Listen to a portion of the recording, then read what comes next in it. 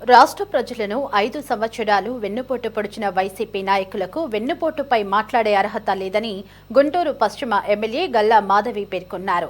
5 ఏళ్లలో ఒక్క job calendar కూడా ఇవ్వకుండా యువతను మోసం చేశారని మాధవి విమర్శించారు.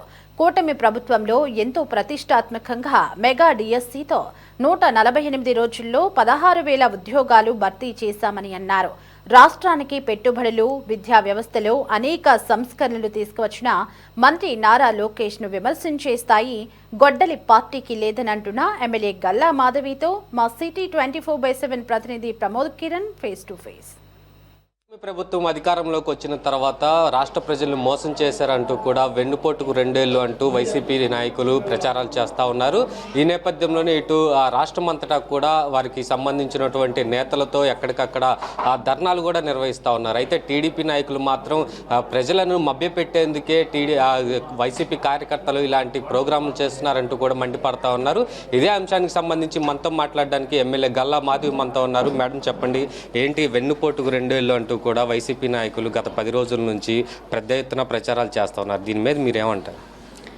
ఒక్క ఛాన్స్ అని వచ్చి ఈ రాష్ట్ర రాజకీయాల్ని తలకిందులుగా చేసి కక్ష రాజకీయాలతో ముందుకు వెళ్తూ అటు ప్రజల్ని ఇటు పూర్తిగా రాష్ట్రాన్ని విధ్వంసం పాలు చేసిన జగన్మోహన్ రెడ్డి గారు వారి పాలన నిజంగా ప్రజలకు వెన్నుపోటు. ఆ వెన్నుపోటుల నుంచి విముక్తి కలిగించిన రోజు ఏదైనా ఉంది అని అంటే అది 2024 జూను. సో వెన్నుపోటు విమోచన దినంగా ప్రకటించుకొని ముందుకు వెళ్ళి ప్రజలందరూ చాలా సంతోషంగా ఉన్నారు. ప్రజలందరూ ఇచ్చిన తీర్పు 11 సీట్లు మీకు చాలు, లేదంటే అంతకంటే కూడా తక్కువ మీకు అర్హత లేదు అని చెప్పి వాళ్ళు తీర్పు ఇచ్చారు. మరి ప్రజల తీర్పుకి ఇది వెన్నుపోట, లేకపోతే ప్రజలను అంటున్నారా, నాయకులను అంటున్నారా, లేకపోతే ఎవరిని అంటున్నారా అన్నది క్లారిటీ ఫస్ట్ ముందు జగన్మోహన్ రెడ్డి గారు అండ్ వాళ్ళ యొక్క క్యాడర్కి ఉండాలి.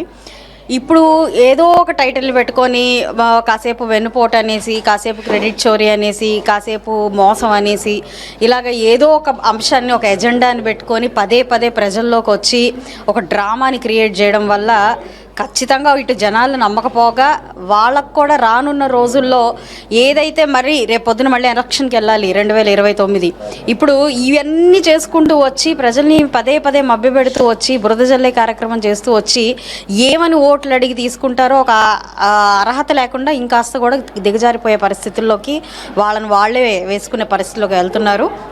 కాబట్టి వెన్నుపోటు అనడానికి ముందు అసలు అర్హత లేని వ్యక్తులు ఎవరైనా ఉన్నారనంటే వైఎస్ఆర్సీపీ నాయకులని చెప్పుకోవాలి. 2 ఏళ్ల నుంచి ప్రభుత్వం ఏర్పడినప్పటి నుంచి కూడా ఈ రాష్ట్రం అభివృద్ధి వైపు ఎక్కడ సంక్షేమం వదలకుండా ముందుకు వెళ్తున్న పరిస్థితి కనపడుతుంది మనకి. ఎలాంటి అభివృద్ధి అనంటే ప్రజలకు ఇచ్చిన హామీలతో పాటుగా నిజంగా ఈ రాష్ట్ర అభివృద్ధికి కావాల్సినవన్నీ అవన్నీ అజెండాలో పేర్కొననివి కూడా ఎన్నో ఉద్యోగ కల్పనలో ఎన్నో ఐటీ సంస్థల్ని తీసుకురావడం కానివ్వండి, పెట్టుబడులను తీసుకురావడం కానివ్వండి, మరి పోలవరము, అమరావతి ప్రాజెక్టులను ముందుకు తీసుకెళ్లడం కానివ్వండి, అలాంటివి ఇంకా అనేక కార్యక్రమాల్లో ఒక 10 సూత్రాలు పెట్టుకొని గవర్నమెంట్ 2047కి ఒక స్వర్ణాంధ్రప్రదేశ్గా దీన్ని మలచాలన్న ఉద్దేశంతో అనేక కార్యక్రమాలతో ముందుకెళ్తున్న నేపథ్యంలో ఇది వెన్నుపోటు అని అంటే వెన్నుపోటు ఏ కారణంగా ప్రజలకి ఏం చేసి వెన్నుపోటు అయ్యింది అన్నది ఒకసారి ఆలోచించుకోవాలి. పథకాలన్నీ సక్రమంగా ఇస్తున్నందుక, లేదంటే జీతాలన్నీ టైంకి ఇస్తున్నందుక, ప్రభుత్వంలో ఉద్యోగ కల్పన చేస్తున్నందుక, విద్యా విధానం చాలా బాగున్నందుక, మన రాష్ట్రంలో వాళ్ళు పక్కదారిని అంటే పక్క రాష్ట్రాలకు వలస వెళ్లకుండా ఇక్కడే ఉపాధి కల్పన జరుగుతున్నందుక, ఇక ఎక్కడా కల్తీ మద్యము, ఇసుక దందాలు, లేకపోతే ఎక్కడ ఇంకా అవినీతి లేకుండా ముందుకు వెళ్తున్నందుక దేనికి ఇది వెన్నుపోటు ప్రభుత్వం అయ్యిందో ముందు వాళ్ళు నిర్ధారించుకుంటే దానికి తగ్గట్టుగా సమాధానం అనేది వస్తుంది తప్ప ఏదో ఒక మాట అన్నాము, ఆ మాటకు తగ్గట్టుగా మనం ఒక ప్రోగ్రాం చేసాము, ఎంతో కొంతమంది 10 మంది అయినా సరే అవునా నమ్మకపోరా అనే ఒక ఆశతో ఏదైతే పనులు చేస్తున్నారో వీటన్నీ బెడిసిగొట్టే పనులే తప్ప దీనివల్ల వాళ్ళకి లాభం వచ్చే పనులు ఏమీ లేవు. వీళ్ళు ఎన్ని మాటలన్నా లేదంటే దానికి ఎన్ని ఉపమానాలు చెప్పి ముందుకు వెళ్ళినా కూడా రాష్ట్ర ప్రజలు అనేవాళ్ళు ఒకసారి నమ్మారు, పదే నమ్మే పరిస్థితుల్లో ఉండరు. ఏదో ఒకసారి ఒక ఛాన్స్ అనో, లేకపోతే బాబాయ్ ఈయన గొడ్డలు తీసుకెళ్ళి ఆయన చేతిలో పెట్టి నారాసుర రక్త చరిత్ర అని చెప్పి మభ్యపెట్టి ఓట్లు వేయించుకొని అధికారంలోకి వచ్చిన పరిస్థితి పదే వస్తుంది అనుకోవడం మాత్రం అవివేకం అవుతుంది. ఈరోజు అభివృద్ధితో పాటు, ఇటు సంక్షేమంతో పాటు, ఇటు సమన్వయంతో పాటు ఒక హ్యాపీ, హెల్దీ, వెల్దీ హెల్దీ రాష్ట్రంగా దీన్ని ఏర్పాటు చేసే విధి విధానంతో కూటమి ప్రభుత్వం నిరంతరం కృషి చేస్తుంది. దీన్ని పాయింట్అవుట్ చేసే హక్కు కానీ అర్హత కానీ అవతల నాయకులకి లేదని మాత్రం చెప్తాను. కూటమి ప్రభుత్వం అధికారంలోకి వచ్చిన తర్వాత మెగా డిఎస్సి ఎంతో ప్రతిష్టాత్మకంగా చేసి కేవలం 148 రోజుల్లోనే 16,000 ఉద్యోగాలు కల్పించారు. అట్లాంటి మెగా డిఎస్సి కూడా అవినీతి జరిగింది, నారా లోకేష్ దీనిపై స్పోర్ట్స్ కోటాలో చాలా అవినీతి చేశాడంటూ కూడా కొన్ని వ్యాఖ్యలు చేశారు. అదే ఇంతకంటే హేయము, ఇంతకంటే అసహ్యమైన విషయం ఇంకొకటి లేదు. నిజంగా మీరు జాబ్ క్యాలెండర్ ఇస్తానని, మీరు ఇవే ఉద్యోగాలు మేము కల్పిస్తామని, మేము ప్రభుత్వంలోకి రాగానే డిఎస్సిని భర్తీ చేస్తాము అని చెప్పి హామీ ఇచ్చి అబద్ధపు హామీలన్నీ చేసి మీరు అధికారంలోకి వచ్చారు. వచ్చినప్పటి నుంచి కూడా జాబ్ క్యాలెండర్ అనేది లేదు, యువత అనే ఉద్యోగ కల్పన లేదు. యువతనందరినీ కూడా డ్రగ్స్కి గంజాయి బానిసలు చేసి ఉద్యోగం అడిగే పరిస్థితి కూడా లేకుండా చేసిన పరిస్థితి మీరు వైఎస్ఆర్సీపీ నాయకులందరూ మీ యొక్క రాజకీయ పరిజ్ఞానంతో దాన్ని అక్కడికి తీసుకొని వచ్చిన పరిస్థితి.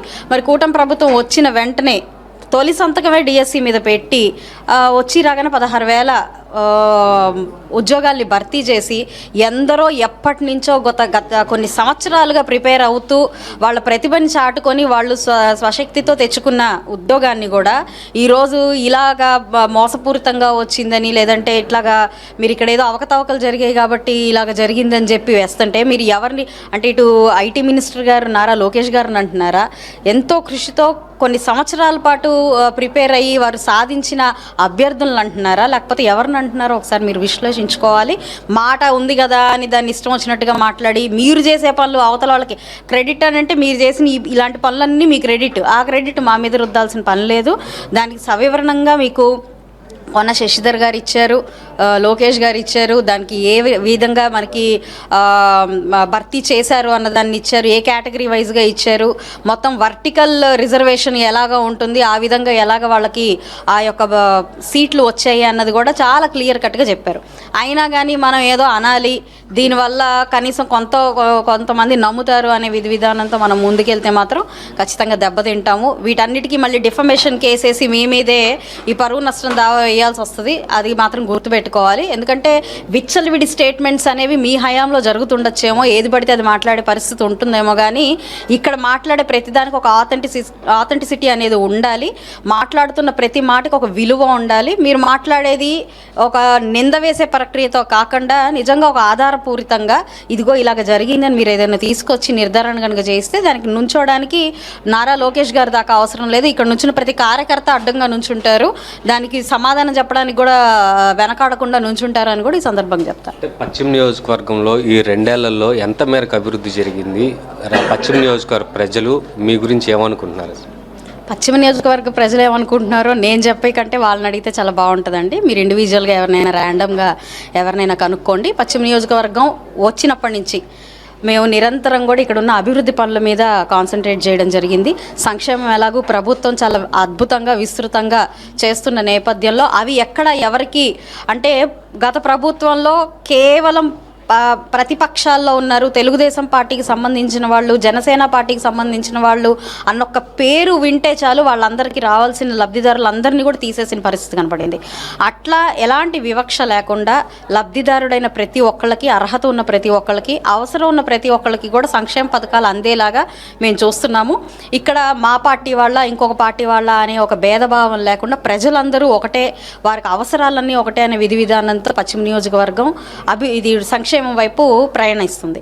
అట్ ద సేమ్ టైం అభివృద్ధి ఎక్కడ వదలకుండా ఇక్కడ మరి మేము మనకి అధికారంలోకి వచ్చే ముందు పూర్తిగా గుంటలమైపోయిన రోడ్లు, డ్రైనేజీలు, వాటర్ సమస్యలు, ఎలక్ట్రికల్ సమస్యలు, ఇలాగ అన్ని ఎన్నో ఇబ్బందులు ఉండేవి. మరి వచ్చిన తర్వాత దాదాపుగా 400 కోట్ల రూపాయల అభివృద్ధి కార్యక్రమాలు, డ్రైనేజీలు వేసుకోవడం కానివ్వండి, లేదంటే రోడ్లు వేసుకోవడం కానివ్వండి, చాలా ఎలక్ట్రికల్ పోల్స్ మార్చుకోవడం కానివ్వండి, లైట్లు మార్చడం కానివ్వండి, మరి రిమోట్ ఏరియాస్ ఇంతవరకు అక్కడ రోడ్డు కాదు కదా, వాళ్ళు మాకు ఇది రోడ్డు పడదు, మేము ఎక్కడో దూరంగా ఉండేవాళ్ళం అనే వాళ్ళే కాంప్రమైజ్ అయిపోయిన పరిస్థితుల్లో అలాంటి మారుమూల ప్రదేశాలకు కూడా మేము వెళ్ళి వాళ్ళకి రోడ్లు, డ్రైన్లు, వాటర్ లైన్స్, ఎలక్ట్రిసిటీ ఇవన్నీ కూడా కరెక్ట్ చేయడం జరిగింది. గంజాయి అనేది మ్యాక్సిమం మా పశ్చిమ నియోజకవర్గంలో లేకుండా చేయడం జరిగింది. అదేవిధంగా ట్రాఫిక్ సమస్యలు అనేకం ఉన్నాయి. ఈరోజు ఎంతో అభివృద్ధి కార్యక్రమాలు, ఇటు మనకి 3rd ఫేజ్ జరుగుతూ ఉంది, అదేవిధంగా ఆర్ఓబి వర్క్స్ జరుగుతూ ఉన్నాయి, శంకర్ విలాస్ ఆర్ఓబి వర్క్స్, ఇలాగ ఎన్ని వర్క్స్ జరుగుతున్నా కూడా మ్యాక్సిమం ట్రాఫిక్ ఇబ్బంది కలగకుండా, ఆటంకం కలగకుండా,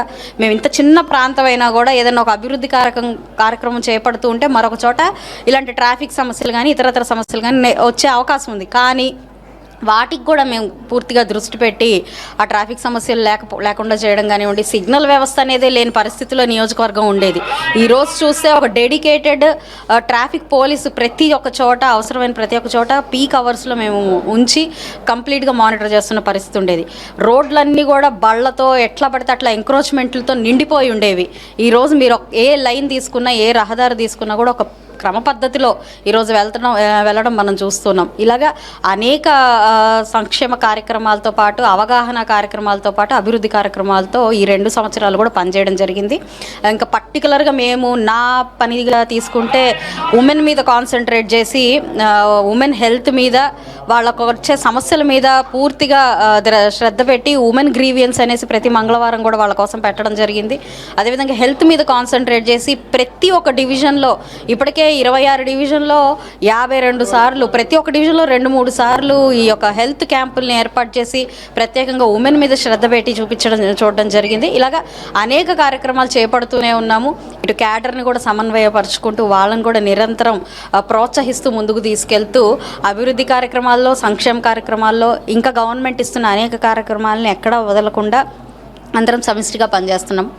పశ్చిమ నియోజకవర్గ ప్రజలు ఇందుకు చాలా సంతోషంగానే ఉన్నారని మాత్రం నేను ధీమాగా చెప్పగలను.